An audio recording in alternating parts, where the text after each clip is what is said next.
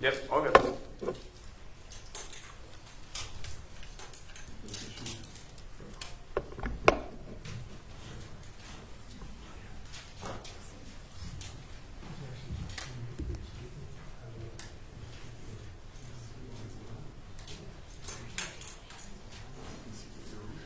Right, that's the only thing, yes.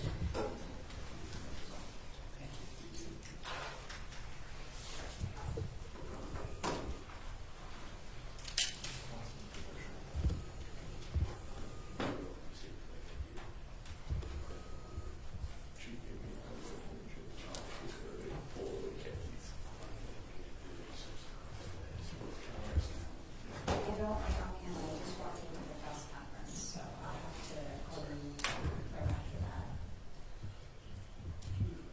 Oh, okay. Yeah, it's getting started right now, so. Okay, I'm sorry about that, I thought I included you in the email.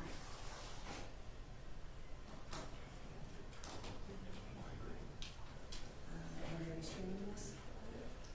Yep, Yes, on what platform? Facebook, Facebook and. Foxy. Are you sure? Channel 5 sure? You guys sure here now?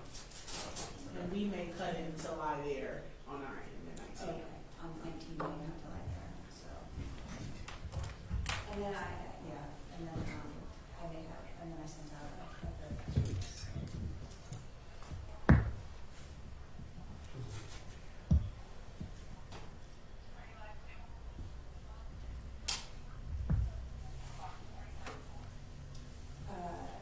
Yes, why don't you call me back in about, 20 minutes or so, and, I'll make sure I have it.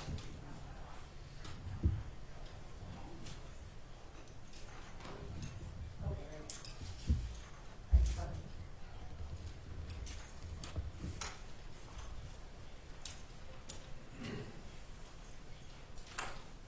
Anybody else coming in? That's our team. Oh, okay, so we're all set? Okay. I'm so cheap.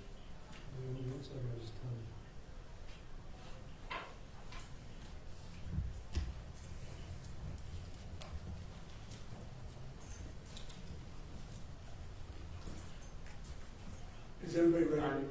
yep, good on mine.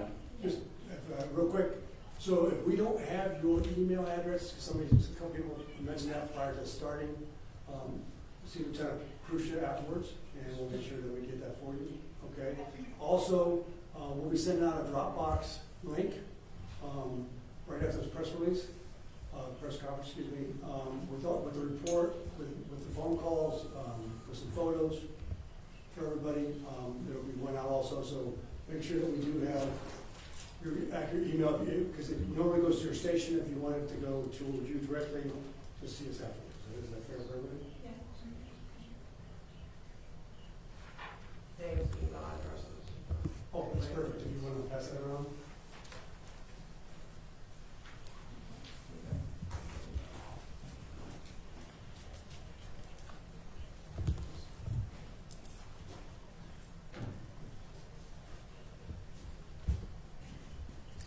Is everybody ready? Yes. Okay, good afternoon. My name is Chief Jeffrey Film, FILM, City of Stow Police Department. We have members of our police department that are here with us tonight that were on scene last night, also with our law director, Riley. If you have any questions, we will ask that you ask those at the end of this statement. Yesterday at 7:19 p.m., an employee from Taco Bell on Graham Road in Stow called requesting officers to respond to their location at the request of a female who was in a drive-through line reporting that her car had just been struck by the vehicle behind her. Officers were dispatched to respond to a private property crash. Moments later, we received several 911 calls reporting a shooting at that same location. Witnesses reported that a male in the drive-through line exited his vehicle, approached the car in front of his, and shot the driver. He then used a gun to kill himself. Both individuals were pronounced dead at the scene.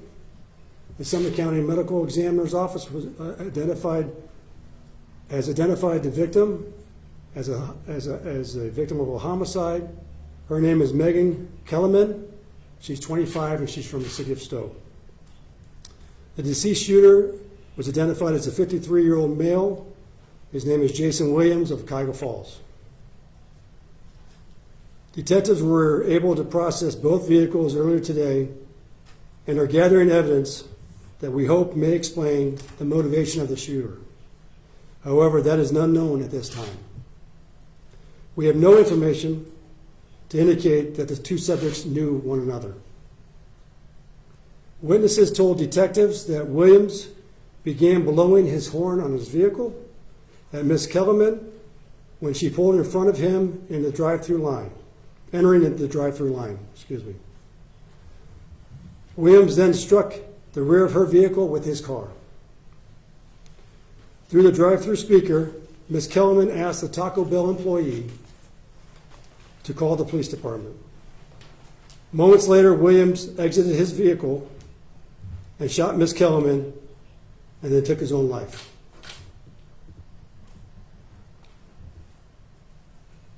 As the chief of police and as a community leader, I would like to say that this is a true tragedy. That not only the Kellermans lost a daughter, but we as a community lost one of our daughters. We are all parents, and we do not at this time have the answer why this happened, and we may never know why. At the family's request, I would like Lieutenant Prussia to read a statement from the family.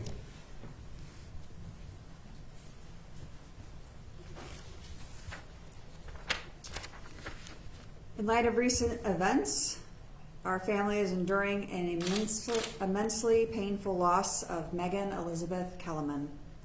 We kindly ask for the media and the public's understanding for our privacy during this difficult time. We appreciate the community's support and hope that our request for privacy will be honored so that we can continue to focus on supporting each other through this difficult period. Sincerely, the Kellerman family.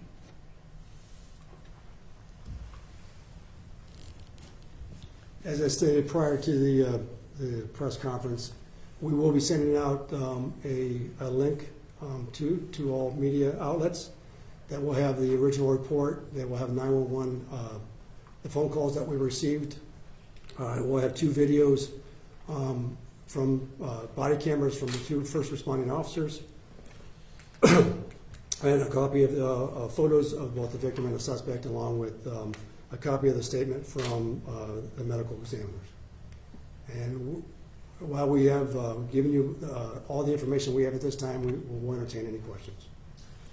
Can you just kind of clarify? I know that you said an employee called about accident there at the Taco Bell, and then, I mean, they must have came there and left and then got a call to come back for the shooting? No, ma'am. So while the victim was making her order, attempting to make her order, her vehicle was struck. The employee that could see the victim said that she was going to have somebody contact the police department. Question to answer Channel 3. Do you have any priors with Mr. Williams? Was he known to Stow Police at all? I'm not aware that Mr. Williams, I think, had one OVI arrest, a DUI arrest. However, he had no criminal history and limited contact with our department. Was there ever a third person involved in this incident? Someone has said that there was a passenger that was in the car in one of the vehicles. We have no information that anybody else was involved in this incident. When will the Taco Bell be reopen, and is there any support for the employees in the meantime? We did have a brief conversation with the administration last night at Taco Bell. They made the decision to close. We did not ask them to close.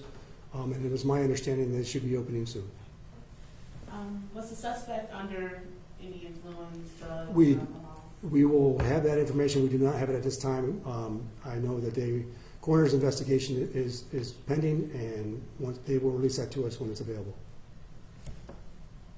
How many people witnessed the situation, the incident? We've had numerous, our detectives followed up this morning with those that called 911. We were also given other information of people as possible witnesses, and we're still following up those leads.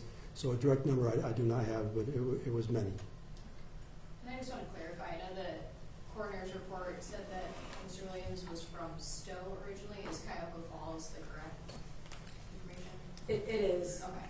The address where he lives is a Stow mailing address, but it's in the city of Cuyahoga Falls. Okay. Thank you. Yes, ma'am. I believe he was out on bond from a previous arrest, and he was not supposed to have a gun, so do you? I do not have that information. Okay. Is it normal for the BCI to investigate certain incidents like this? I know typically they're an officer-involved shootings most of the time. Yes, that's a great question. And in a situation like this where we have a homicide, we do not have that many homicides. And in a situation like this, we want to do the best job that we possibly can, and with their added resources, I think, in processing crime, I think that brings and will help us, make the determination of how this happened. And anytime, yes, if we have an officer-involved shooting or a major crime, we contact BCI for their assistance in processing the crime scenes. Can I follow up on that? You said homicides are not common here. What are we talking about on average here in Stow? We don't have an average. I think the last homicide was 5 or 6 years ago. Yeah, Chief, for something that seems like a violent crime here, I mean, what's your reaction as someone in this community? Well, we received several phone calls asking us how this could have happened. And again, I don't have the why. I don't know. The city of Stow sits in between Kent State, Akron, and Cleveland. We have tens of thousands of people that go through our city every single day. This is a tragic event, and we're still trying to determine the motivation behind the shooter. Was there anyone else in the victim's car? Was there a dog? Or? Yes, her family pet was there. Our officers made arrangements with a local club, a rescue club that came in and actually washed the dog and took care of it, and then it was returned to the owners last night, the family last night. Obviously, this seems so random, right, this incident. So I guess from the community standpoint, like any advice or anything, obviously this was an incident in the drive-through, so unexpected. Maybe the person lost their cool. So like any advice or just reaction from a police standpoint? Again, this is, it appeared that the person was in crisis. I don't know if we'll ever be able to explain the motivation behind his decision-making. And our community is a great community. It's a safe community. We welcome everybody to our community, and this is just a tragic event that we're dealing with now and trying to understand. All right, thank you. Thank you very much.